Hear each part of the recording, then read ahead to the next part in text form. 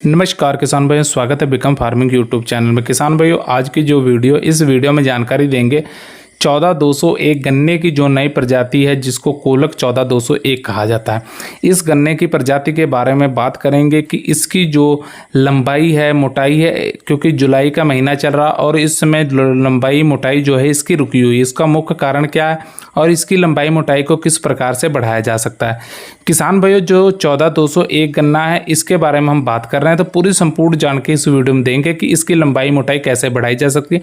क्योंकि जुलाई माह शुरू हो गया और इस महीने में गन्ने की जो लंबाई है वो तकरीबन बढ़वार जो शुरू हो जाती है, और इसी समय हम उर्वरकों का अगर प्रयोग नहीं भी करते हैं तो जुलाई महीने में अच्छी बरसात होने की वजह से भी हमारी जो गन्ने की लंबाई मोटाई और हरेपन पे काफ़ी प्रभाव पड़ता है। तो उसी की जानकारी देंगे। अगर चैनल पे पहली बार आए हैं तो चैनल को सब्सक्राइब करके पास वाली घंटी दबा लीजिए। तो बढ़ते हैं वीडियो की तरफ, तो बात करते हैं कि आखिर 14201 गन्ना जो नई वैरायटी है इसकी लंबाई मोटाई आपको किस प्रकार से बढ़ानी, क्या करना है। तो बताना चाहेंगे कि 14201 गन्ना प्रजाति जो है इसकी अगर बात की जाए तो इसकी जो लंबाई मोटाई वो थोड़ा समय ले लेती है, क्योंकि ये गन्ना लंबाई बढ़ाने में भी वैसे इसकी ज़्यादा लंबाई होती नहीं है, फिर भी ये लंबाई इसकी बढ़ने में थोड़ा समय लगता है, क्योंकि अन्य गन्ना के मुकाबले, अन्य गन्ना प्रजातियों के मुकाबले ये थोड़ा लंबाई इसकी बढ़ने में समय लगता है। पर किसान भाइयों, आपको इस समय पे क्या करना है इसकी लंबाई बढ़ाने के लिए।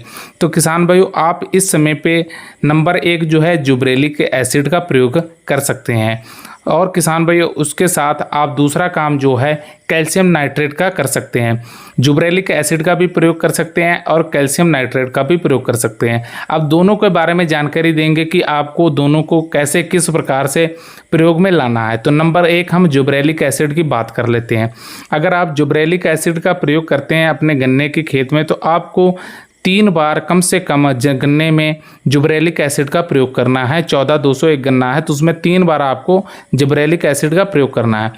किसान भाइयों, अगर मान लीजिए कि आप 1 तारीख को आप प्रयोग करते हैं जुब्रेलिक एसिड, तो तकरीबन 25 दिन बाद आपको दूसरी बार जुब्रेलिक एसिड प्रयोग करना है। जब दूसरी बार आप जुब्रेलिक एसिड प्रयोग कर लेंगे तो उसके 25 दिन बाद आप फिर तीसरी बार जुब्रेलिक एसिड प्रयोग कर सकते हैं।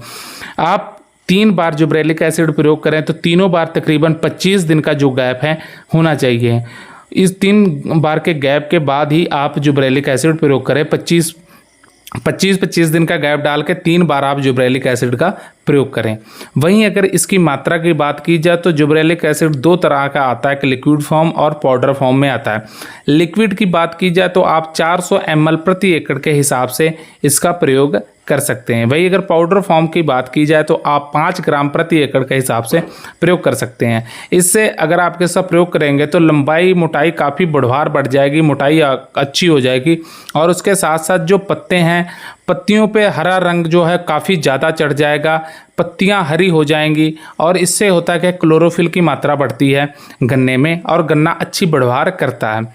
किसान भाइयों, इसके साथ आप जो है NPK 19-19 का भी प्रयोग कर सकते हैं।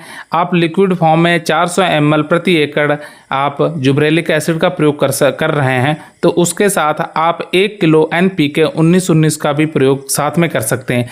आप NPK 19-19 को भी लिक्विड फॉर्म वाले 400 ml प्रति एकड़ आपको लेना है जुब्रेलिक एसिड, और 1 किलो आपको NPK 19-19 लेकर मिलाकर आप इसको प्रति एकड़ के हिसाब से आप डाल सकते हैं। और दूसरा, अगर कैल्शियम नाइट्रेट की बात करें तो कैल्शियम नाइट्रेट भी हमारी गन्ने के लिए काफ़ी अच्छी जो होता है। ये करता क्या है, क्लोरोफिल की जो मात्रा है उसको पूरा करता है, गन्ने की बढ़वाने में काफ़ी सहायक होता है, मोटाई लंबाई काफ़ी अच्छी होती है। तो आप कैल्शियम नाइट्रेट का प्रयोग कर सकते हैं। तो कैल्शियम नाइट्रेट में 2 तरह की खाद पाई जाती है। इसमें आपको कैल्शियम 18.5% और नाइट्रोजन 15.5% आपको नाइट्रेट फॉर्म में पाया जाता है।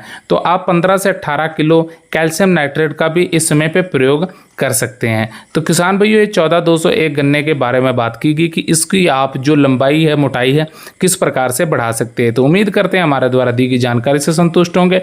जानकारी अच्छी लगी तो वीडियो लाइक कीजिए, शेयर कीजिए, चैनल को सब्सक्राइब करके पास वाली घंटी दबा लीजिए। धन्यवाद।